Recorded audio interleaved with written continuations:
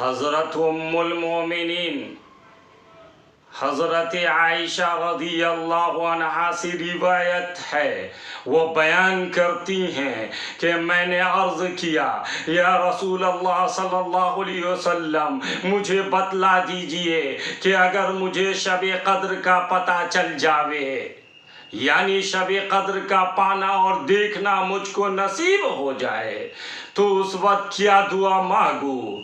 آپ صلی اللہ علیہ وسلم نے فرمایا یہ دعا، اللہم انک عفو تحب العفو فاعف عنی، اللہم انک عفو تحب العفو فاعف عنی، اے اللہ بے شک تو بہت معاف کرنے والا ہے، معاف کرنے والے کو پسند بھی کرتا ہے، پس تو مجھے بھی معاف فرما دے۔